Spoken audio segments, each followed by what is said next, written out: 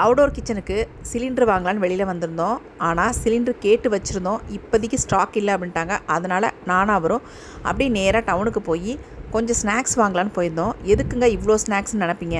நாங்கள் சென்னைக்கு போகிறதுனால அங்கே போனால் தம்பியோட ஃப்ரெண்ட்ஸ்லாம் இருப்பாங்க. அவங்களுக்கு சேர்த்தே கொஞ்சம் ஸ்நாக்ஸ் வாங்கியாச்சு. போகிற வழியில் அப்படியே கொஞ்சம் கொஞ்சம் நாங்களும் குறிச்சிக்கிட்டே போவோம். போகிறது காரில் தான் போகலான்னு பிளான் பண்ணியிருக்கோம். போகும்போது அப்புவையும் பார்த்துட்டு வரலான்னு பிளான் பண்ணோம். ஆனால் அப்பு வரானான்னு தெரில. வந்தால் கூட்டிகிட்டு வந்துடலான்னு ஒரு ஐடியாவும் இருக்குது. எதுக்கு நாங்கள் சென்னைக்கு போகிறோம் அப்படின்னா, என்னுடைய பெரிய சன் எம்பிபிஎஸ் முடித்ததுனால சென்னையில் பதியணும் அப்படின்னு சொல்லியிருந்தாங்க. அதனால தான் நாங்கள் சென்னைக்கு ரெடி ஆகிட்டுருக்கோம். ட்ரெயினில் போயிட்டு வந்தால் 2-3 நாள் ஆகிடும் அப்படின்ட்டு நாங்கள் கார்லேயே போகலான்னு பிளான் பண்ணிட்டோம். காலையில் போயிட்டு நைட்டு வீட்டுக்கு வந்துடலாம் அப்படின்ற ஐடியாவில் தான் நாங்கள் ரெடி ஆகிட்டுருக்கோம். அப்புக்கு தேவையான திங்ஸ் எல்லாம் கொஞ்சம் எடுத்து வச்சுருந்தேன். என்னென்னா அவன் போன தடவை விட்டுட்டு போன தம்பிள்ஸ், பாய் ஒன்று வேணும்னு சொல்லலாம், டைரி, இந்த மாதிரி ஐட்டம்ஸ்லாம் எடுத்து வச்சுருந்தேன். நிஷாந்த் கிட்ட 3 மணிக்கு அலாரம் வச்சு குடுறா அப்படின்னா அவன் 2 மணிக்கு அலாரம் வச்சுட்டான். நான் 2 மணிக்கு எழுந்து கடகடன்னு ரெடியாக ஆரம்பிச்சிட்டேன். அப்புறமேட்டு தான் தெரிஞ்சுது, அடடா 2 மணிக்கு எழுந்தாச்சா அப்படின்ட்டு. அப்படி எழுந்தாலும் கூட கார் எடுக்க 5 மணி ஆயிடுச்சுங்க. சரி, நான் ஒரு கொண்டையை போட்டு தான் வந்திருந்தேன். அப்புறம் காருக்குள்ளேயே உட்காந்து தலையெல்லாம் வாரி பூவெல்லாம் வச்சுக்கிட்டேங்க.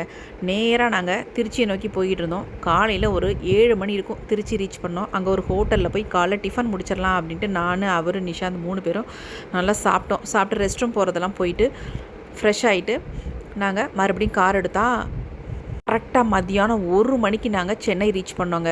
ஐயோ பதிய முடியுமோ முடியாதுன்னு பயந்துகிட்டே போனோம். கரெக்டாக போய் பதிஞ்சாச்சு. பதிஞ்சதுக்கப்புறம் அப்புவையும் பார்த்துட்டு அப்புவையும் காரில் கூப்பிட்டுக்கிட்டு நேராக நாங்கள் பீச் கிளம்பிட்டோம். சரி, இவ்வளோ தூரம் வந்துட்டு பீச் போகாமல் இருந்தால் எப்படி அப்படின்ட்டு பீச் போயிட்டு எல்லாம் ஒரு ரவுண்ட் அடித்தோம்.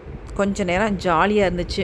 அதை முடிச்சுட்டு சரி சாப்பிட்லாம், பயங்கர பசியாக இருக்குது அப்படின்ட்டு இருந்த சாப்பாடெல்லாம் எடுத்து வச்சு நானும் அவரும் சாப்பிட்டாங்க.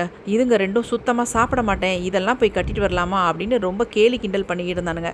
நாங்கள் இதெல்லாம் தொடமாட்டோம்ப்பா, நாங்கள் வெளியில் போய் ஹோட்டலில் சாப்பிட போகிறோம் அப்படின்னு சொல்லிக்கிட்டு இருந்தாங்க.